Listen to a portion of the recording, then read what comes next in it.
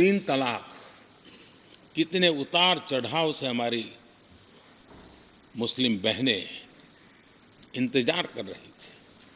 अदालतों ने उनके पक्ष में निर्णय किए थे, लेकिन वो हक उनको प्राप्त नहीं हो रहा था। मजबूरियों से गुजारा करना पड़ रहा था। कोई प्रकट रूप से कहे, कोई अप्रकट रूप से कहे, लेकिन तीन तलाक से मुक्ति का बहुत महत्वपूर्ण और नारी शक्ति के सम्मान का काम 17वीं लोकसभा ने किया है। सभी माननीय सांसद, उनके विचार कुछ भी रहे हो, उनका निर्णय कुछ भी रहा हो, लेकिन कभी न कभी तो कहेंगे कि हाँ, इन बेटियों को न्याय देने का काम भी करने के समय हम वहाँ मौजूद हैं। पीढ़ियों से होता यह न्याय हमने पूरा किया है और वो बहनें हमें आशीर्वाद दे रही है। आदरणीय अध्यक्ष जी, आने वाले 25 वर्ष हमारे देश के लिए बहुत महत्वपूर्ण है। राजनीति की गहमागहमी अपनी जगह पे है, राजनीतिक क्षेत्र के लोगों की अपनी आशा आकांक्षा अपनी जगह पे है, लेकिन देश की अपेक्षा, देश की आकांक्षा, देश का सपना, देश का संकल्प ये बन चुका है।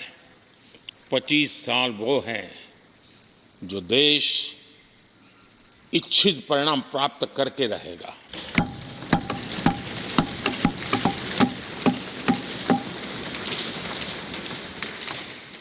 (1930) में जब महात्मा गांधी जी ने दांडी की यात्रा की थी, नमक का सत्याग्रह था,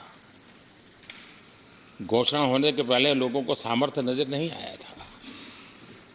चाहे स्वदेशी आंदोलन हो, चाहे सत्याग्रह की परंपरा हो, चाहे नमक का सत्याग्रह हो, उस समय तो घटनाएं छोटी लगती थी, लेकिन 1947 वो 25 साल का कालखंड, उसने देश के अंदर वो जज्बा पैदा कर दिया था। हर व्यक्ति के दिल में वो जज्बा पैदा कर दिया था कि अब तो आज़ाद होकर रहना है। मैं आज देख रहा हूँ कि देश में वो जज्बा पैदा हुआ है। हर गली मोहल्ले में हर बच्चे के मुंह से निकला है कि 25 साल में हम विकसित भारत बना के रहेंगे। इसलिए ये 25 साल मेरी देश की युवा शक्ति के अत्यंत महत्वपूर्ण कालखंड है और हम में से कोई ऐसा नहीं होगा जो नहीं चाहता होगा कि 25 साल में देश विकसित भारत न बने। हर किसी का सपना है।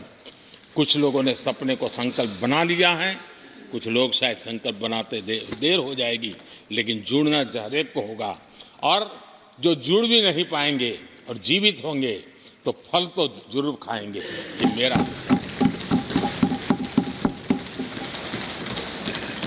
आदरणीय अध्यक्ष जी, ये 5 वर्ष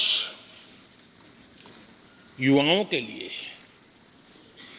बहुत ही ऐतिहासिक कानून भी बने हैं।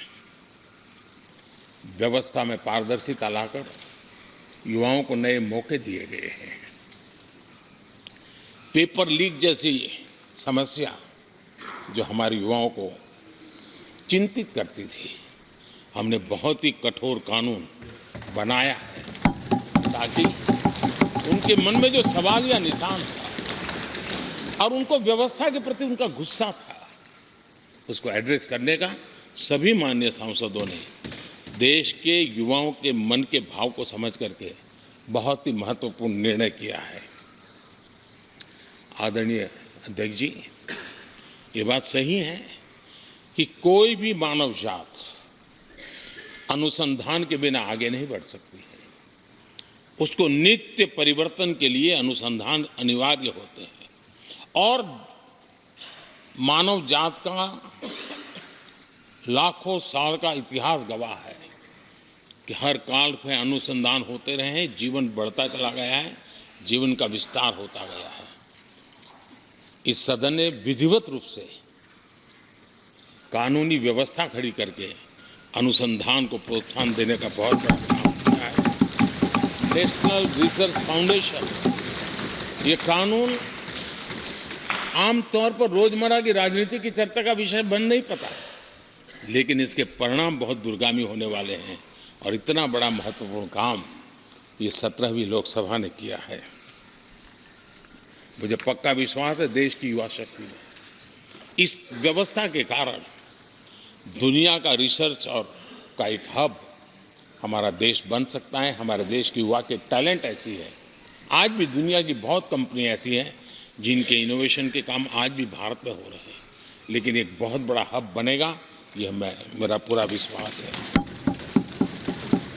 आदरणीय अध्यक्ष जी, 21वीं सदी में हमारी बेसिक नीड्स पूरी तरह बदल रही है।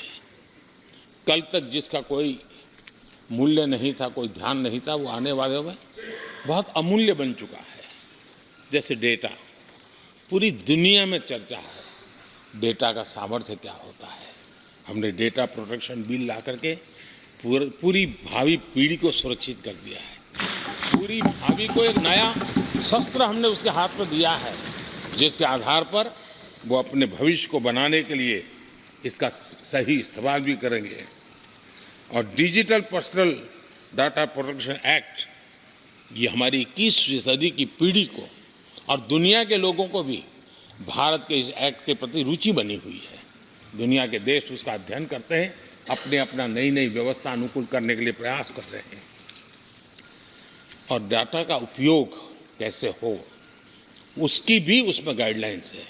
अनेक प्रकार से प्रोटेक्शन का पूरा प्रबंध करते हुए इसका सामर्थ्य कैसे आए, जिस डेटा को लोगों गोल्ड माइन कहते हैं, न्यू ऑयल कहते हैं, मैं समझता हूँ वो सामर्थ्य भारत को प्राप्त हो। और भारत इस शक्ति के इसलिए विशेष है क्योंकि विविधताओं से भरा हुआ देश है। हमारे पास जिस प्रकार की जानकारी और हमारे साथ जुड़े हुआ डेटा जो जनरेट होता है, सिर्फ हमारा रेलवे पैसेंजर्स का डेटा कोई देख ले, दुनिया के लिए बहुत बड़ा संशोधन का विषय बन सकता है। उसकी ताकत को हमने पहचान करके इस कानूनी व्यवस्था को दिया है। आदरणीय अध्यक्ष जी,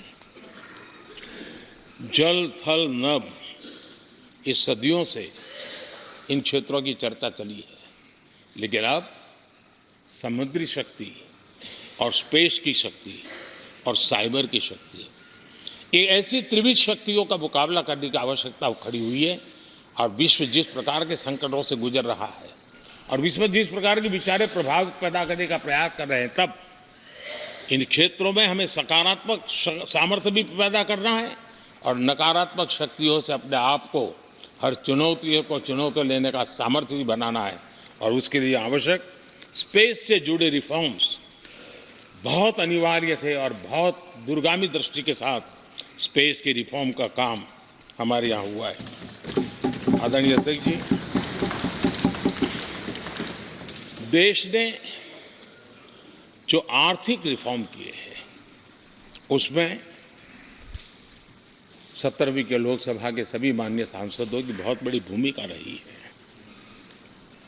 बीते वर्षों में हजारों कंप्लायंसेस बेवजह हम जनता जनार्दन को ऐसी चीज़ों में उलझाए रखा।